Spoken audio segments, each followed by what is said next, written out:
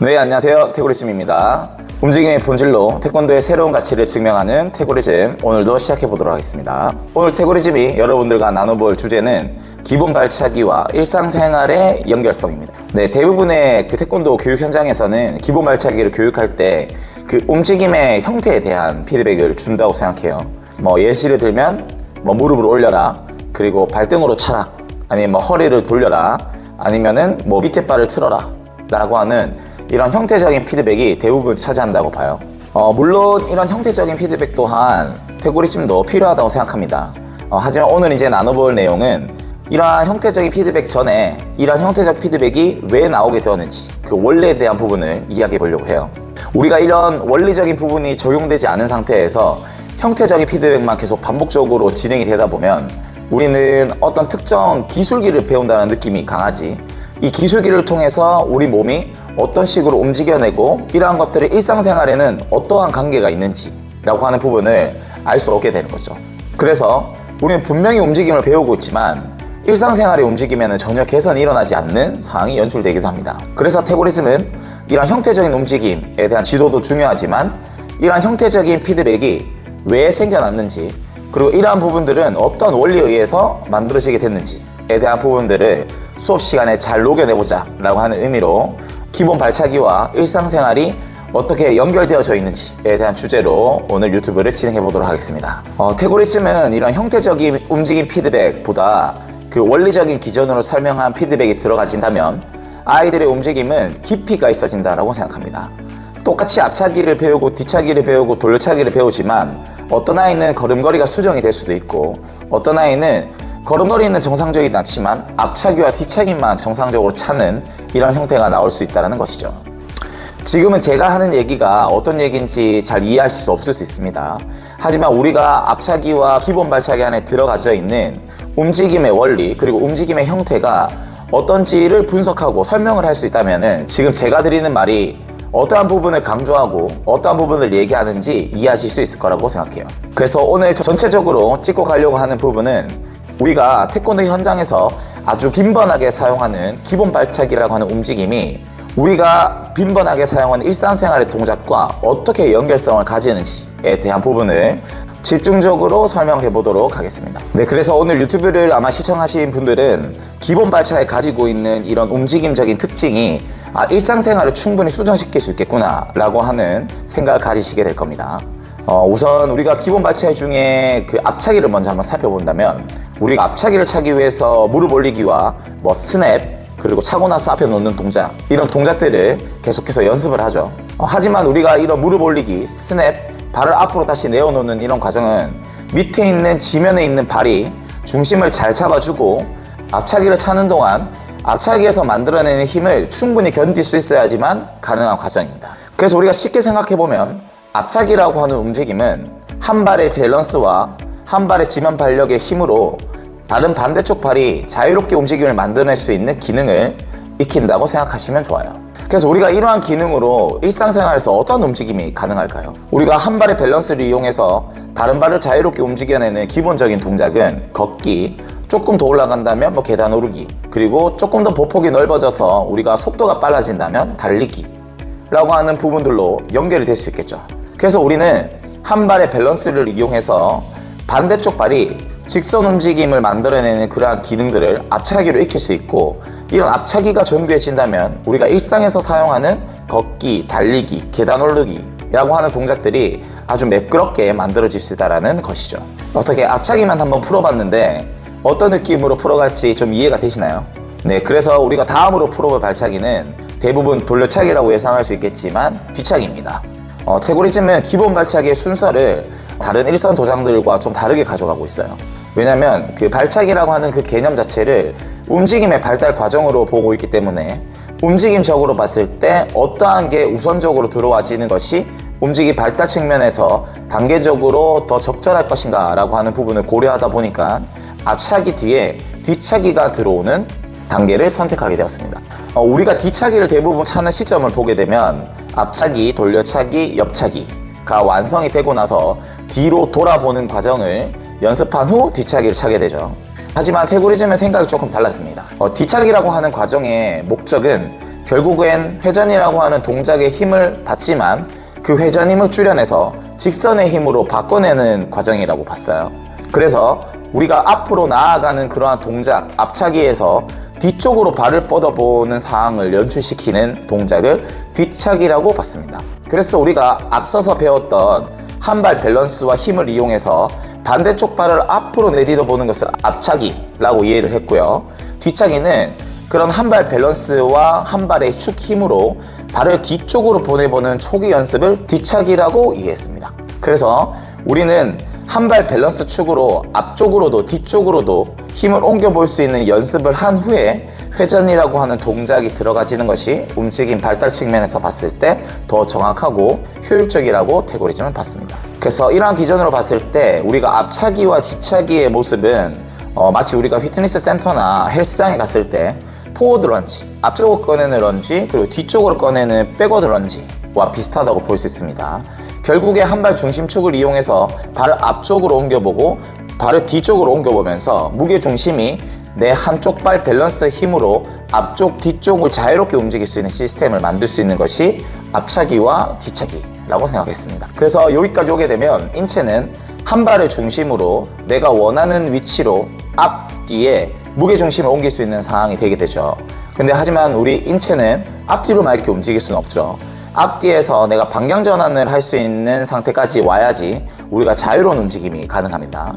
그래서 우리는 지금 여기서부터 앞차기와 뒤차기에서 익힌 기능들을 기반으로 회전이라고 하는 동작을 한번 넣어 보려고 합니다. 그래서 우리가 다음으로 살펴볼 발차기는 돌려차기입니다. 우리가 돌려차기는 밑에 팔 축을 돌려서 찬다라고 생각할 수 있어요. 그래서 대부분 우리가 돌려차기를 피드백을 할 때 밑에 발을 강하게 돌려 라고 하는 피드백을 주는데 태고리즘의 생각은 여기서 조금 달랐습니다. 우리가 앞으로 뻗어내려고 하는 힘이 강해진다면 우리는 돌려차기가 자연스럽게 나오는 현상을 볼 수 있어요. 우리가 앞으로 걸어 나간다는 과정을 한번 생각해 보겠습니다. 내가 일정한 범위, 내가 충분히 걸어낼 수 있는 보폭으로 걷게 된다면 우리는 큰 회전력을 만들어내지 않고도 앞으로 발 모양을 직선으로 유지한 상태로 이렇게 걸어갈 수 있습니다. 하지만 내가 보폭이 이렇게 넓어진다면 우리는 뒤에 중심을 잡고 있는 축발을 돌릴 수밖에 없는 상황이 나온다는 것을 쉽게 이해할 수 있어요.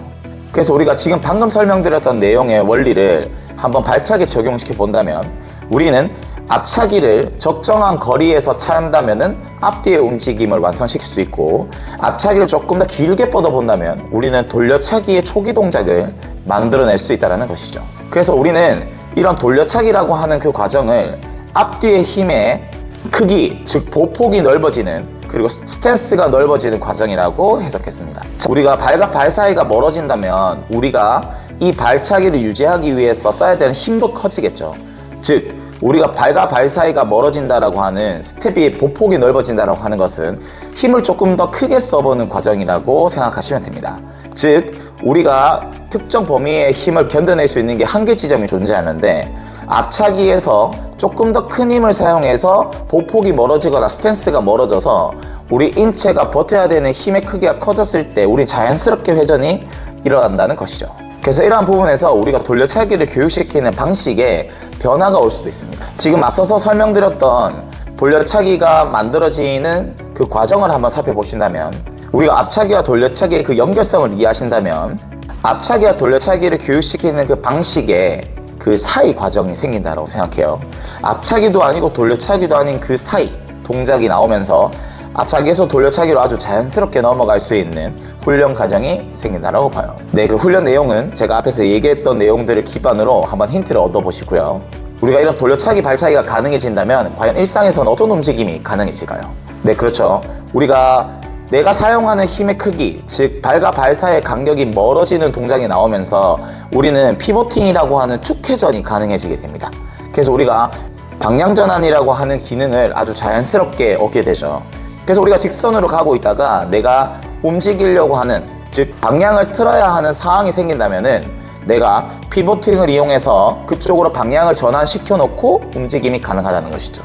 이러한 부분들은 우리가 직선 힘을 쓰는 것을 끊지 않고 자연스럽게 내가 원하는 방향으로 옮겨줄 수 있는 역할을 하게 됩니다. 그래서 이거는 우리가 직선으로 달리기를 하다가 코너를 달릴 수 있는 상황을 만들어낼 수도 있고요. 우리가 달려가다가 갑자기 방향 전환을 해서 반대로 넘어오는 상황을 만들기도 합니다. 그래서 우리가 체육관에서 이러한 돌려차기의 기능이 잘 익혀졌다라고 판단을 할 수 있는 대표적인 운동은 꽃가를 놔두고 아니면 반환 지점을 놔두고 거기를 돌아와 보는 연습이죠. 그래서 우리가 체육관에서 흔히 볼 수 있는 그 꽃가리나 특정 지점에서 반환을 빠르게 하지 못하고 멈춰있는 이런 수련생들이 있죠. 네, 아직 직선의 힘에서 빠르게 방향 전환을 할 수 없는 수련생입니다. 그래서 이런 수련생들은 앞차기에서 돌려차기를 넘어오는 그 구간에서 아직까지 조금 어려움을 겪고 있다. 돌려차기 움직임이 몸에 아직 익숙하지 않다라고 하는 걸로 연결시킬 수 있다는 것이죠. 네, 어떻게 지금 앞차기, 뒤차기, 돌려차기까지 생각보다 좀 빠르게 훅 진행돼서 왔는데 어떤 관점으로 지금 발차기를 해석하는지 좀 이해가 되시나요? 네, 아마 처음에는 이러한 연결성들이 말로만 들었을 때는 좀 힘들 수 있습니다. 그래서 태고리즘에서도 지속적인 세미나를 통해서 이제 관장님들과 사관님들이 이런 동작들을 실제로 경험해 보면서 아, 이런 동작이 이런 식으로 나아가는구나, 이 동작이 완성되면 다음 동작으로 자연스럽게 넘어갈 수 있구나 라고 하는 걸 알려드리고 있어요. 그래서 여러분들도 지금 이걸 영상으로만 보시지 마시고 실제로 영상에서 봤던 그런 포인트들을 내 몸으로 옮겨보는 작업을 조금만 해보신다면, 우리가 태권도 기본 발차기를 정상적으로 익혔다면 아, 이 움직임이 다음 움직임을 만들어내구나 라고 하는 것을 쉽게 이해하실 수 있을 겁니다. 다음은 우리가 옆차기라고 하는 동작을 한번 살펴볼 겁니다. 태권도 하시는 분들은 아마 다 경험을 해보셨겠지만 옆차기라고 하는 동작이 만들기가 매우 어렵다는 것을 쉽게 인지할 수 있어요. 본인이 해보셔서 그럴 수도 있지만 실제로 선수들, 수련생들에게 발차기를 입힌다라고 했을 때 옆차기는 매우 고난이도 동작이라고 생각이 들죠. 네, 이러한 부분들은 실제 우리가 움직임을 분석해보거나 동작을 파헤쳐 봤을 때 왜 어려운지 쉽게 이해가 됩니다. 우리가 과연 옆차기라고 하는 동작은 어떻게 해서 만들어지는 것일까 라고 하는 걸 본다면 돌려차기에서 피보팅, 즉 축회전이라고 하는 동작이 앞차기, 뒤차기와 다르게 추가가 된다라고 설명을 드렸죠. 이러한 축회전이 연속적으로 진행이 되어서 우리가 거의 180도의 전환을 만들어낼 수 있는 과정이 된다면 우리는 옆차기라고 하는 것을 만들어낼 수 있습니다. 즉 우리가 방향 전환을 180도로 순식간에 이렇게 쏙 해내는 그런 동작을 살펴본다면 우리가 옆차기와 비슷한 형태가 나온다 라고 생각할 수 있어요.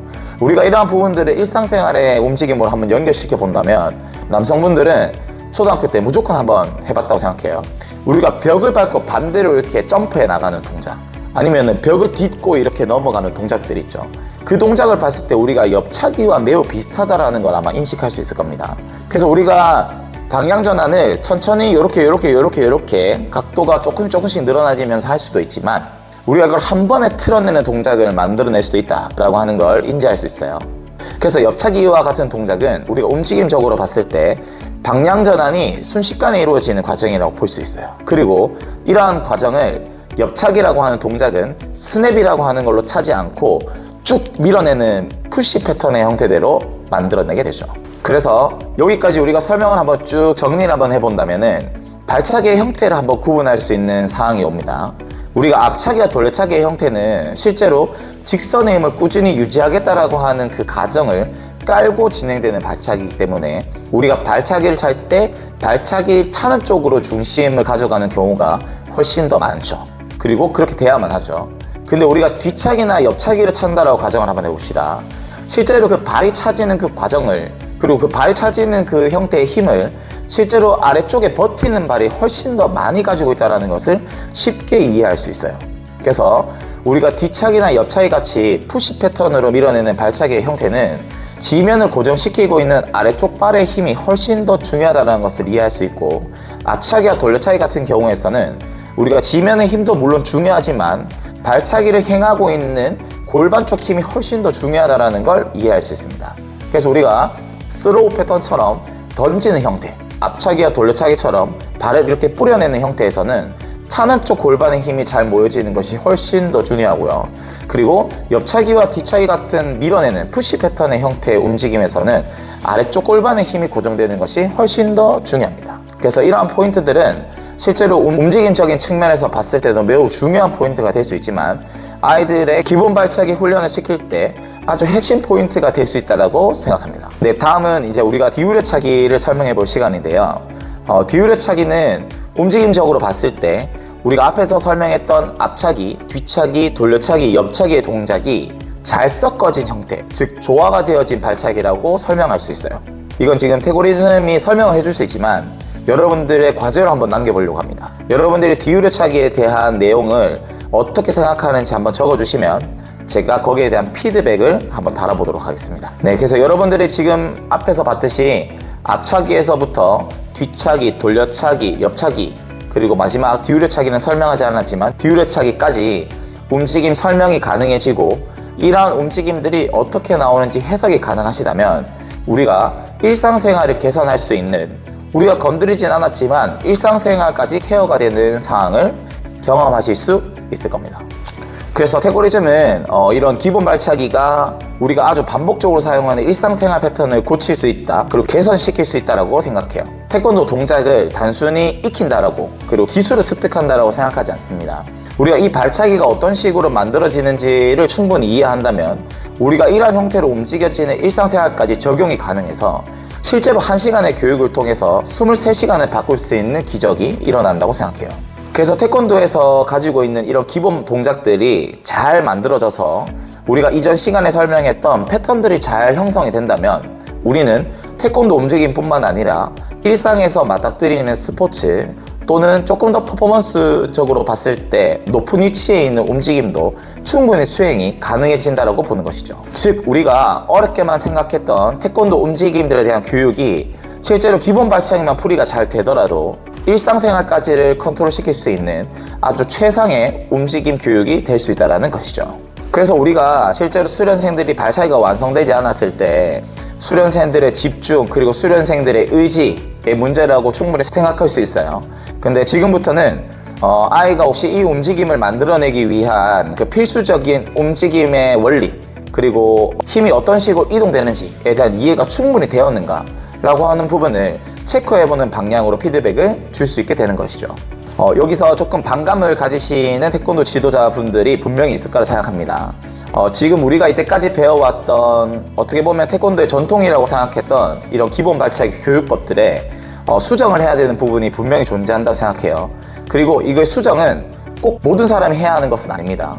실제로 지금 진행되고 있는 기본 발차기 교육법들이 맞다고 생각하시는 지도자분들은 그대로 진행하셔도 괜찮습니다. 하지만 우리가 이런 태권도적인 움직임을 실제로 인간의 움직임으로 바꿔보는 과정을 한번 거쳐서 우리가 태권도가 실제로 태권도의 퍼포먼스가 좋은 선수들이나 수련생들이 일상생활의 움직임까지 건강한 사람으로 교육을 시키고 싶다면 한 번쯤은 지금 시키고 있는 기본 발차기 교육, 태권도의 움직임 교육이 원리상, 움직임의 특성상 잘 맞아지는지 확인을 한번 해보시라는 거죠. 그래서 태고리즘은 지금 현재 일선 도장에서 태권도를 지도하고 계시는 태권도 지도자들에게 꼭 태권도에서는 태권도를 배운다라고 하는 개념에서 빠르게 벗어나셨으면 좋겠습니다. 태권도라고 하는 움직임적으로 봤을 때 매우 질적으로 높은 움직임을 교육시키고 있는 우리 태권도 지도자분들은 자부심을 가지고 내가 아이들의 움직임을 충분히 개선시킬 수 있다. 내가 이러한 힘의 움직임의 원리, 힘의 이동 방식을 정상적으로 입혀줬을 때 나의 1시간은 그 아이들, 수련생들의 23시간을 수정시킬 수 있다 라고 하는 믿음을 가지셨으면 좋겠고, 이렇게 도장에서 잘 배운 움직임을 통해서 우리는 꼭 건강해질 수 있다 라고 하는 부분을 꼭 기억해 주셨으면 좋겠습니다. 그래서 우리는 태권도 도장에 와서 태권도 기술을 배우는 것이 앞차기를 잘한다, 돌려차기를 잘한다, 옆차기를 잘한다 라고 하는 표현법보다 내 몸을 더 잘 느낄 수 있게 되었다, 그리고 더 잘 지지하고 더 잘 버티고 더 잘 회전하고 더 잘 연결한 능력을 가지는 것이라고 표현해보면 어떨까 생각해봅니다. 이런 의미에서 봤을 때 태권도에서 기본 발차기는 움직임적으로 엄청난 유의미한 부분을 가지게 되죠. 우리가 이렇게 일상이라고 하는 부분은 우리가 살아가는 데 있어서 너무 많은 부분을 차지하고 있다 보니까 쉽게 생각할 수도 있고 당연하다라고 생각할 수도 있습니다. 하지만 우리는 어떠한 부분을 변화시키고자 할 때 일상적인 부분을 수정시키지 않는다면 실제로 큰 변화가 일어나기는 어렵다고 생각합니다. 그래서 우리가 어떠한 중요한 일을 할 때 태도를 바꿔보고 내가 하고 있는 일상생활의 큰 부분을 먼저 한번 수정시켜보는 과정으로 우리는 다시 태어나고 그리고 새로운 것들을 도전을 하게 되는 것이죠. 그래서 어쩌면 우리가 태권도에서 가르치고 있는 기본 발차기, 기본 동작들이 아이들의 아주 일상적인 태도와 습관들을 고쳐내는 초기 과정이 될 수 있지 않을까라는 생각을 해봅니다. 그래서 태고리즘은 태권도 지도자들이 이런 태권도의 움직임을 통해서 태권도가 가지고 있는 그 본질, 새로운 가치들을 꼭 느낄 수 있었으면 좋겠습니다. 네, 오늘 태고리즘이 준비한 내용은 여기까지고요. 움직임의 본질로 태권도의 새로운 가치를 증명하는 태고리즘 오늘 마무리해 보도록 하겠습니다. 끝까지 시청해 주셔서 감사합니다.